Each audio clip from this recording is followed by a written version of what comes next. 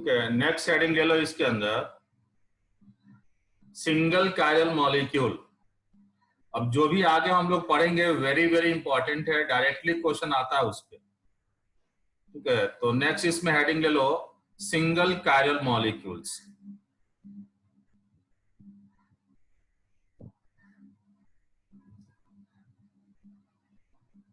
Single chiral molecules. Optical activity check करने से पहले सिंगल कायरल मॉलिक्यूल्स की बात करेंगे। देखो सारा सिमेट्री पढ़ा दिया, अब आपको ऑप्टिकल एक्टिविटी चेक करना है तो उसी सिमेट्री से चेक कर लेंगे। Plane of symmetry, centre of symmetry, ये सारी चीजें अगर एब्सेंट है तो मॉलिक्यूल जो होगा ऑप्टिकली एक्टिव होगा, अगर प्रेजेंट है तो इनएक्टिव होगा। अब हम बात करते हैं यहाँ पे सिंगल कायरल मॉलिक्यूल्स की। देखो सिंगल कायरल मॉलिक्यूल में ये कार्बन मैंने sp3 लिया, इसके साथ ये एक ग्रुप X लगा दिया और ये ग्रुप Y लगा दिया, और फिर ये ग्रुप जो है मैंने ये Z ले लिया, और फिर ये ग्रुप मैंने ये W ले लिया। अब इस मॉलिक्यूल को आप एक्टिव बोलोगे जब इस X और Y, X Y Z और ये W ये अलग अलग हो, ठीक ना। कार्बन sp3 है और इस कार्बन sp3 से ये चारों ग्रुप जो अटैच हैं अगर ये डिफरेंट है तो हम बोलेंगे कि ये कार्बन जो है कायरल कार्बन है, कायरल एटम है। जैसे X is not equal to Y, Y is not equal to Z and Z is not equal to W। अगर ये सिचुएशन है और यहाँ पे क्या होगा, फिर यहाँ पे प्लेन ऑफ सिमेट्री एब्सेंट रहेगा और ये सेंटर ऑफ सिमेट्री एब्सेंट रहेगा, ठीक ना। Plane of symmetry, centre of symmetry absent रहेगा। तो इस कार्बन को आप कायरल कार्बन बोलोगे या कायरल एटम बोलोगे? कायरल कार्बन या कायरल एटम बोलेंगे, ठीक है ना। और ये कार्बन जो होगा एक्टिव कार्बन कहलाएगा, ये कार्बन जो होगा एक्टिव कार्बन कहलाएगा, ठीक है ना। आपको पता है कि कार्बन sp3 हो और sp3 कार्बन के साथ बेसिकली क्या रहे, चारों अटैच ग्रुप अगर डिफरेंट है तो वो कायरल कार्बन होगा, एक्टिव कार्बन होगा, ठीक ना। और यहाँ पे x is not equal to y, y is not equal to z, z is not equal to w है यहाँ पे। तो इस सिचुएशन में plane of symmetry, centre of symmetry absent रहेगा और ये मॉलिक्यूल एक्टिव रहेगा, ठीक ना। अब देखो यहाँ पे क्या है, जितने भी सिंगल कायरल एटम होते हैं या जितने भी सिंगल कायरल एटम मॉलिक्यूल्स होते हैं, इसको आप बोलोगे chiral atom molecules.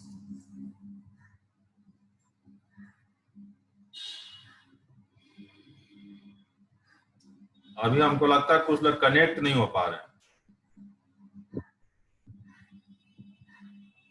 Yes sir.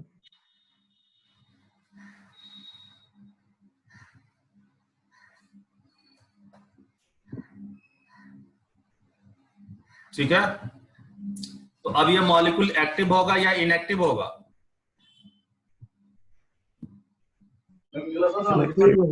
Optically active होगा ना। तो यहां लिख लो जितने भी single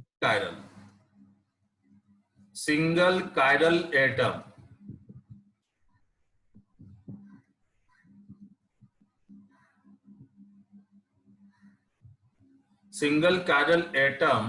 molecules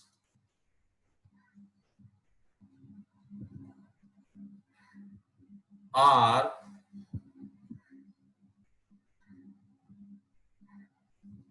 always optically active.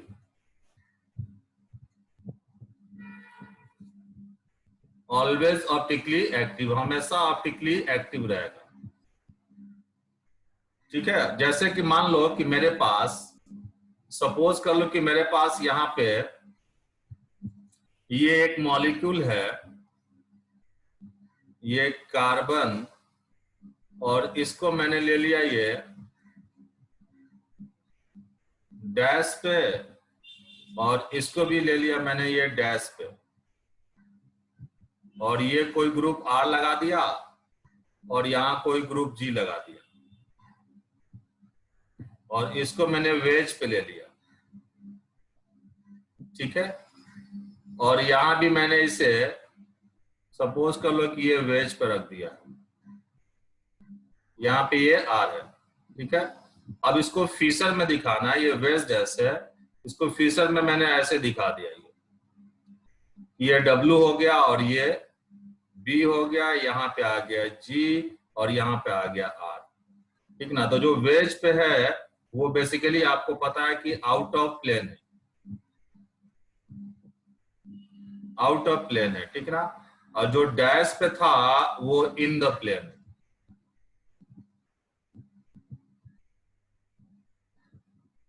जो डैश पे है वो इन द प्लेन है। अब यहाँ पे एक नया चीज पढ़ेंगे हम लोग, उसको ध्यान रखना है। तुम लोगों ने पढ़ा होगा सीआईपी सिस्टम, सीआईपी सिस्टम पढ़ा है कि नहीं जी? पढ़ा है सर। ठीक ना। इजेड नेमिंग के लिए बताया गया होगा, इजेड नेमिंग के लिए सीआईपी सिस्टम बताया गया होगा, ठीक है। तो अब देखो क्या है कि उस सीआईपी सिस्टम की यहाँ पे हमें आवश्यकता पड़ेगा, जरूरत पड़ेगा, ठीक है ना। अब जितने भी हमारे पास every chiral atom gives two configuration on the basis of CIP, on the basis of CIP हर एक कायरल एटम जो होता है वो आपको दो कॉन्फ़िगरेशन देगा, जिसमें एक को हम आर से रिप्रेजेंट करते हैं और दूसरे को एस से रिप्रेजेंट करते हैं। और डायरेक्टली क्वेश्चन आता है, डायरेक्टली क्वेश्चन आता है कि कोई मॉलिक्यूल देके बोलेगा कि ये आर है या एस है, ये नेमिंग पूछा जाता है, ठीक है। और इस आर एस नेमिंग से हम ऑप्टिकल एक्टिविटी के बारे में समझेंगे कि कंपाउंड आइडेंटिकल है या इनेंशियोमर है, इस तरह की बात हम करेंगे आगे। आर एस नेमिंग आपको आना चाहिए, और आर एस नेमिंग करने के लिए आपको सीआईपी सिस्टम एक बार रिपीट करना होगा, ठीक है ना। अब सीआईपी सिस्टम में हम लोग ने प्रायोरिटी ऑर्डर डिसाइड करने के लिए डिस्कस किया होगा कि हायर प्रायोरिटी जो होता है उसके लिए पहले एटमिक नंबर लेते हैं, और एटमिक नंबर जब सेम होता है तो फिर हम मास नंबर पे आते हैं, ठीक ना। और फर्स्ट एटम सेम हो जाता है तो फिर हम सेकेंड एटम की प्रायोरिटी लेते हैं। डबल बॉन्ड ट्रिपल बॉन्ड होता है तो उसकी काउंटिंग अलग तरीके से करते हैं, डबल बॉन्ड को 2 टाइम काउंट करते हैं एंड ट्रिपल बॉन्ड को 3 टाइम काउंट करेंगे, ठीक है। और रिंग स्ट्रक्चर होता है तो स्मॉलर रिंग की प्रायोरिटी जो होता है बड़े रिंग से ज्यादा रहता है। ये मेरे ख्याल से आप लोग को पहले से पता होगा, ठीक ना। तो यहाँ पे मैं आगे आर एस नेमिंग करूंगा और ये वेरी वेरी इंपॉर्टेंट है। आर एस नेमिंग इंपॉर्टेंट है और आसान भी है, इंपॉर्टेंट है और आसान भी है।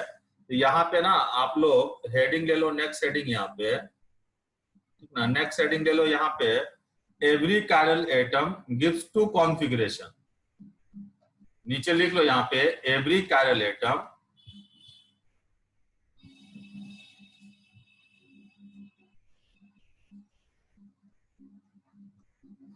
every chiral atom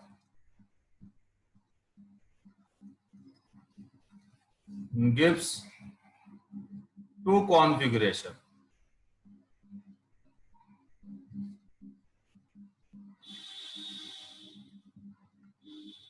on the basis of what?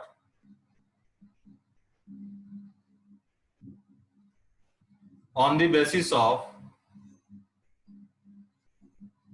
CIP, Kahn Ingold Prolong, ठीक है। जैसे देखो कि कायरल एटम जो होगा वो आपको दो कॉन्फ़िगरेशन देके जाएगा,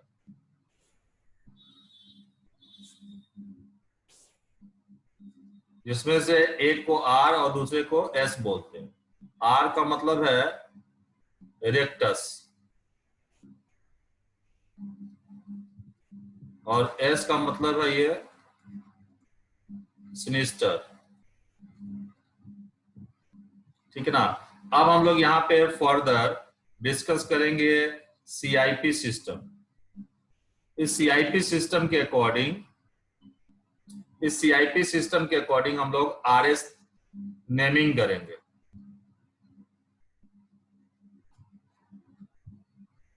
ये हेडिंग डाल लो, CIP system.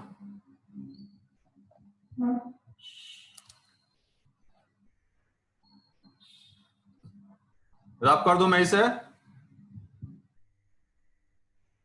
Yes, sir. Note कर लिया ना? Yes, sir. ठीक है, तो अब यहाँ पे हेडिंग ले लो CIP सिस्टम। एक एक पॉइंट को अच्छे से समझना है, तभी आप इनेंशियोमर के बारे में समझ पाओगे। और ये डायरेक्टली क्वेश्चन आता है RS नेमिंग का। CIP सिस्टम देखो, CIP सिस्टम में पहला रूल क्या होगा? बहुत ज्यादा लैंग्वेज नहीं लिखेंगे यहाँ पे। फर्स्ट रूल जो होगा, सबसे पहले हम प्रायोरिटी असाइन करेंगे।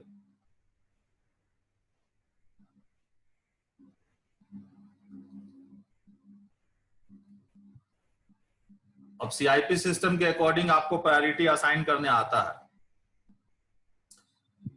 जैसे ये स्ट्रक्चर ले लिया मैंने, यहां ले लिया, ये हाइड्रोजन है, यहाँ पे आयोडीन है, फिर यहाँ पे क्लोरीन है और यहाँ पे ब्रोमीन है। बताओ फर्स्ट प्रायोरिटी किसको दूं इसमें? जल्दी जल्दी बोलो फटाफट।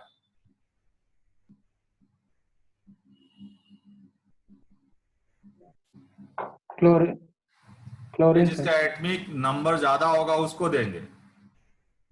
पहला एटमिक नंबर, उसके बाद मास नंबर, और फर्स्ट एटम सेम होता है तो फिर सेकेंड एटम की प्रायोरिटी लेते हैं। ठीक है ना? और डबल बॉन्ड ट्रिपल बॉन्ड होता है तो डबल बॉन्ड को 2 टाइम काउंट करते हैं, ट्रिपल बॉन्ड को 3 टाइम काउंट करते हैं। एक बार अच्छे से पढ़ना CIP को भी, जो आपको पढ़ाया गया है ज्योमेट्रिकल आइसोमर में। सिस ट्रांस की जगह पे EZ नेमिंग पढ़ाया गया होगा, उसको अच्छे से पढ़ना है।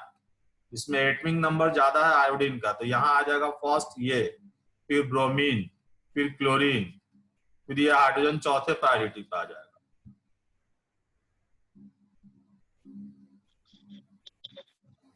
ठीक है, पहले एटमिक नंबर को प्रेफरेंस देंगे। जैसे जैसे एग्जांपल करके बातें क्लियर हो जाएगी। अब देखो सेकंड क्या कहता है, इतना नोट, फर्स्ट रूल नोट कर लिया ना? हमारा चेक करे ना वाला यार। फर्स्ट रूल नोट कर लिया ना? Yes sir. मिटा रहा हूं मैं इसको।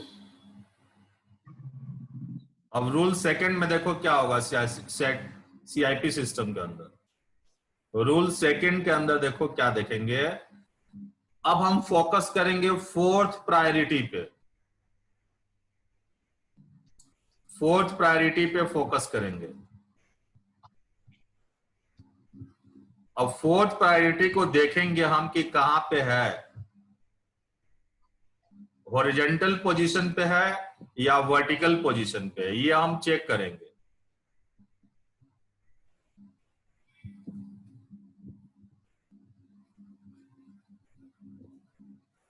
हम चेक करेंगे कि फोर्थ प्रायोरिटी हॉरिजॉन्टल पे है या वर्टिकल पे है, ये हम चेक करेंगे। अगर फोर्थ प्रायोरिटी हॉरिजॉन्टल पे है, फोर्थ प्रायोरिटी हॉरिजॉन्टल पे है, फोर्थ प्रायोरिटी हॉरिजॉन्टल पे है और प्रायोरिटी का मूवमेंट क्लॉकवाइज है तो S कॉन्फ़िगरेशन हो जाएगा। और फोर्थ प्रायोरिटी हॉरिजॉन्टल पे है और प्रायोरिटी का मूवमेंट एंटी क्लॉकवाइज है तो नेमिंग जो होगा R हो जाएगा। ठीक है ना? अगर फोर्थ प्रायोरिटी वर्टिकल पे है, फोर्थ प्रायोरिटी वर्टिकल पे है, क्लॉकवाइज मूवमेंट है तो नेमिंग R हो जाएगा। एंड फोर्थ प्रायोरिटी बहुत आसान है, फोर्थ प्रायोरिटी वर्टिकल पे है और मूवमेंट एंटी क्लॉकवाइज है तो नेमिंग जो होगा S हो जाएगा। जैसे देखो, जैसे मैंने ये एक मॉलिक्यूल लिया, यहां ले लिया आयोडीन है, यहाँ पे क्लोरीन है, यहाँ पे हाइड्रोजन है और यहाँ पे ब्रोमीन है। फिर ये दूसरा मॉलिक्यूल लिया वर्टिकल के लिए, यहाँ पे हमारे पास ये हाइड्रोजन है, फिर ये क्लोरीन है और यहाँ पे आयोडीन है और ये ब्रोमीन। ठीक है ना? पहले प्रायोरिटी असाइन कर रहा हूं। फर्स्ट प्रायोरिटी किसको दूं इसमें? Iodine sir. Iodine. Second bromine, bromine. Third, chlorine, fourth ये हो गया। अब बताओ फोर्थ प्रायोरिटी कहाँ पे है? हाइड्रोजन हॉरिजॉन्टल पे है या वर्टिकल पे है? हॉरिजॉन्टल। हॉरिजॉन्टल लाइन पे। फोर्थ प्रायोरिटी हॉरिजॉन्टल लाइन पे है। और फोर्थ प्रायोरिटी हॉरिजॉन्टल लाइन पे है और मूवमेंट जो होगा फोर्थ को इग्नोर कर देंगे यहाँ पे। फोर्थ को इग्नोर कर देंगे और फोर्थ को इग्नोर करके रोटेट करेंगे 1 2 3, 1 से 2 और 2 से 3, या ऐसे रोटेट करेंगे आप। समझ रहे हो? तो ये रूल थर्ड में लिख लेना। रूल थर्ड में हम क्या करेंगे कि इग्नोर कर देंगे फोर्थ को, इग्नोर फोर्थ, फोर्थ को इग्नोर कर देंगे और फिर रोटेट करेंगे हम। 1 से जाएंगे 2 और 2 से जाएंगे 3। अब इस रोटेशन में ये आपको ध्यान रखना है, VCR, ये आपको जीवन भर याद रहेगा। VCR वर्टिकल है और 1 2 3 का रोटेशन क्लॉकवाइज है तो नेमिंग R हो जाएगा। क्लॉकवाइज है तो नेमिंग R हो जाएगा। और फोर्थ प्रायोरिटी वर्टिकल पे है और रोटेशन एंटी क्लॉक है तो नेमिंग S हो जाएगा। अब देखो वर्टिकल क्लॉकवाइज R है तो हॉरिजॉन्टल क्लॉकवाइज S हो जाएगा।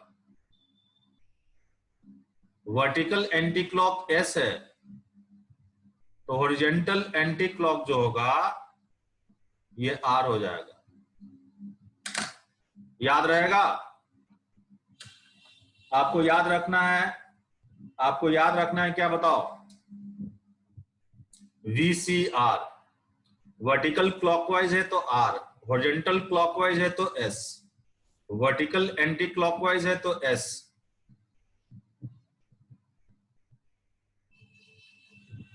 ठीक है? अब देखो यहां पे हमें इग्नोर करना है फोर्थ प्रायोरिटी को,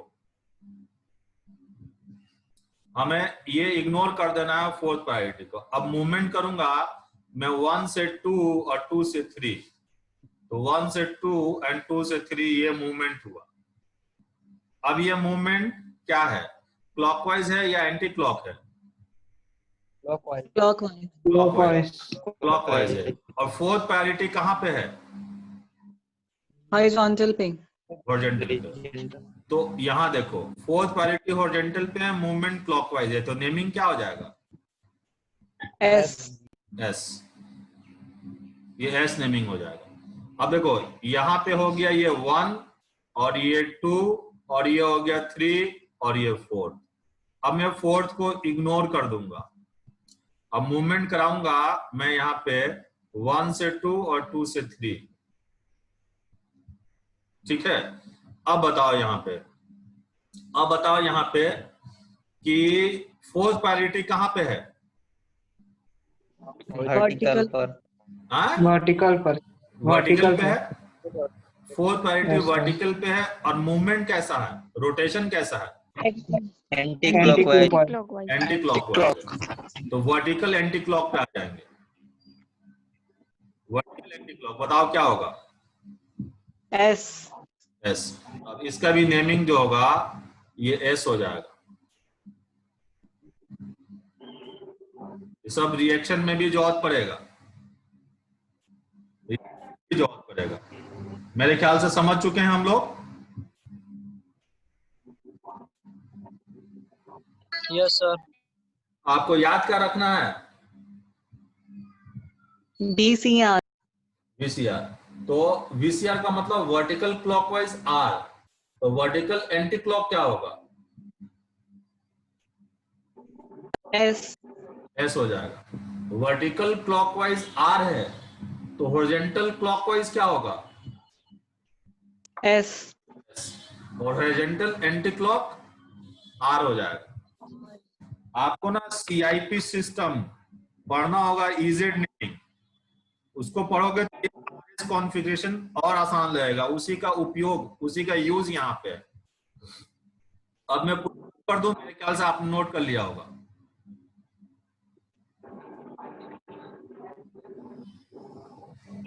रब कर दूं? Yes, sir. ठीक है। Yes, sir. अब मैं यहाँ पे एग्जांपल ले रहा हूं और आप लोग आरएस नेमिंग करोगे। जैसे ये फर्स्ट एग्जांपल लिया,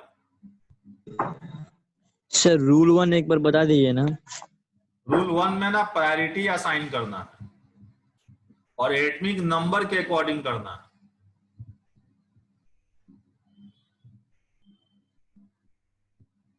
देखो प्रायोरिटी जो असाइन करोगे उसमें सबसे पहले किसका प्रेफरेंस दोगे?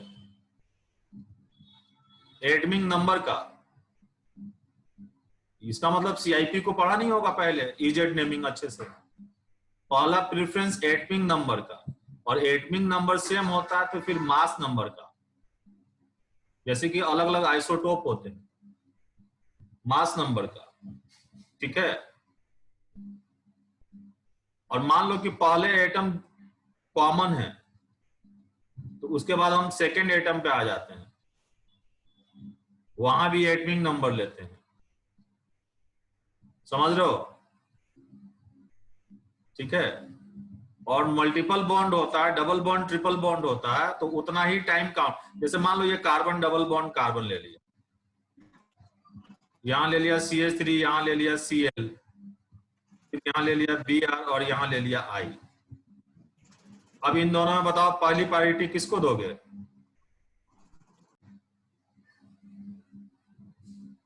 आयोडीन को सर। अरे इन दोनों में सर उन दोनों क्लोरीन को सर। फर्स्ट ये हो गया, सेकंड ये हो गया। इन दोनों में Yes, sir. प्रायोरिटी दोगे? आयोडीन। आयोडीन। यहाँ फर्स्ट ये हो गया, सेकंड ये हो गया। बताओ इसका नेमिंग जेड करूं या ई? Z sir. जेड। जैसे मान लो कि ये मैंने कार्बन डबल बॉन्ड कार्बन, यहाँ CH3 ले लिया और यहाँ CH3 ले लिया, बट ये कार्बन 13 है। यहाँ क्लोरीन ले लिया और यहाँ ब्रोमीन ले लिया, तो और ये कार्बन तो 12 होगा। इन दोनों में देखो ये दोनों कार्बन एटम कॉमन है। अब यहाँ पे मास नंबर देखोगे, जिसका मास नंबर ज्यादा होगा उसकी प्रायोरिटी देंगे। यहाँ किसकी प्रायोरिटी दे पहले? Carbon 13 वाला 13. सर। ये फर्स्ट हो गया, ये सेकंड हो गया, ये फर्स्ट हो गया, ये सेकंड हो गया। बताओ क्या नेमिंग करूं? सर इसका ई। ई नेमिंग इंटीजर। होगा। यहाँ है पहले अपोजिट साइड होता है तो ई हो जाता है, और सेम साइड होता है तो जेड हो जाता है। Yes, sir. ये चीज पढ़े हो कि नहीं? पढ़ रहे हैं सर। जैसे मान लो ये कार्बन ट्रिपल बॉन्ड N ले लिया, यहाँ कैसे देखोगे? अब ये सर, ग्रुप तीन अटैच है बार कार्बन से, कार्बन। कैसे देखोगे? कार्बन को 3 बार नाइट्रोजन से जोड़ेंगे,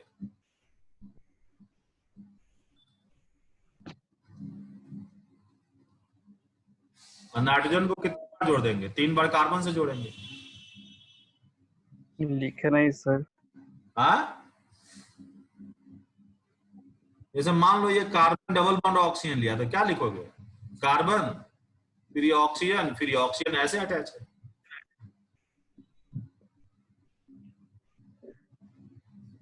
अरे नहीं पढ़े हो तो मैं पढ़ा दूंगा सीआईपी सिस्टम वापस से। सर सर शिवम सर पर आए हैं सर, यूट्यूब में उसका वीडियो मौजूद है। हाँ तो फिर पढ़ो सर उसको, आगे मुझे बढ़ने दो, उसको दोबारा पढ़ो फिर। ठीक है, तो मैं कुछ एग्जांपल ले रहा हूं।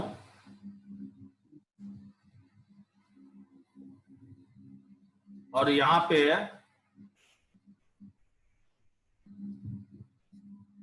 आप आरएस नेमिंग करोगे।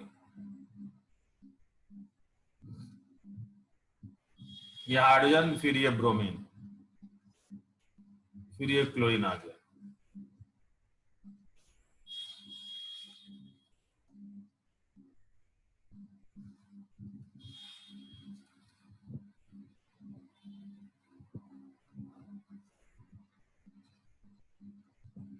पहले प्रायोरिटी असाइन करो और फोर्थ को इग्नोर कर दो।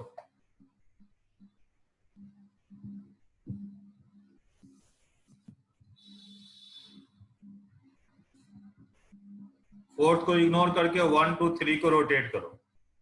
मूवमेंट करो 1 to 2 और 2 to 3।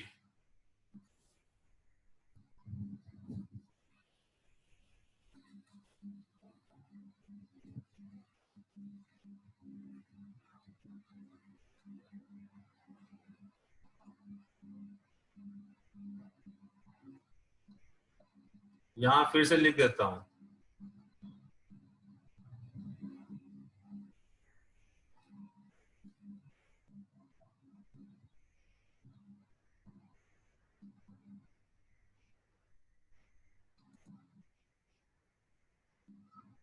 फटाफट नेमिंग करो इनका।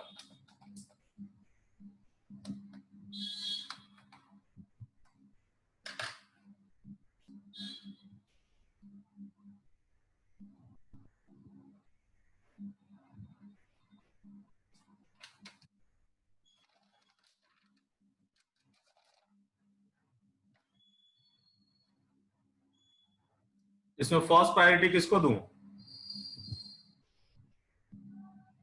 ब्रोमीन को। सेकंड?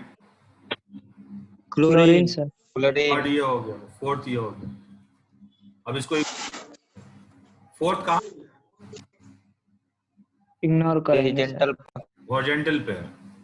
अब देखो 1 से कहां जाना है मुझे? 2 पे, और 2 से 3 पे। ये मूवमेंट क्लॉकवाइज है या एंटी क्लॉक? Anti clockwise. तो हॉरिजॉन्टल एंटी क्लॉक हो गया। क्या नेमिंग होगा बोलो? आर। ये आर हो गया। यहां देखो, फर्स्ट किसको लूं? ये ऑक्सीजन है, सल्फर है, क्लोरीन है और ये कार्बन है। क्लोरीन। क्लोरीन। फर्स्ट क्लोरीन, फिर second sulphur. Third oxygen. Fourth, और ये सॉरी ये थर्ड और ये फोर्थ। अब फोर्थ कहां पे है?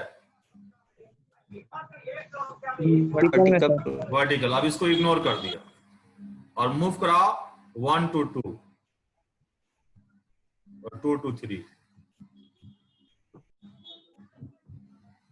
बताओ ये क्लॉकवाइज है या एंटी क्लॉक है? Anti clockwise sir. Anti clockwise है ना? क्या हो जाएगा? Vertical anti clock. S S हो जाएगा। एस होगा सर। ठीक है। अब यहां देखो, ये तुम्हारा हो गया फर्स्ट, ये हो गया सेकंड, ये हो गया थर्ड, ये हो गया फोर्थ। अब इसको इग्नोर कर दिया। फोर्थ कहां पे है? हॉरिजॉन्टल पे सर। फोर्थ वर्टिकल लाइन पे है। वर्टिकल फोर्थ वर्टिकल पे। अब movement 1 to 2 to 3। Vertical anti clock. क्या नेमिंग होगा बोलो? S sir. एस हो जाएगा। ये एस नेमिंग हो जाएगा। आगे जाके ना ये एस और आर फटाफट तुमको बनाने आ जाएगा।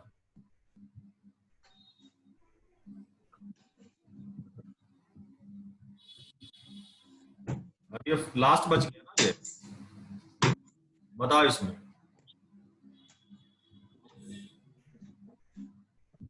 बोलो बोलो सर बोलो। क्लोरीन पे। फर्स्ट, ये क्लोरीन 1। सेकंड, ये थर्ड। आर होगा। पहला प्रायोरिटी फर्स्ट एटम को देते हैं और ये फोर्थ हो गया। इसको इग्नोर कर दिया।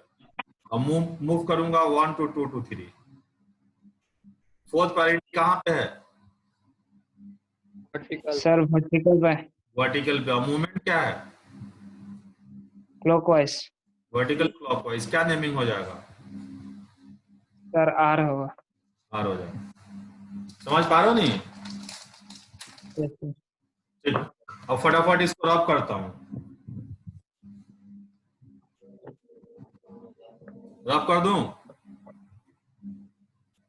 Yes, sir. देखो हम ये 5-7 मिनट टाइम बचा हुआ है,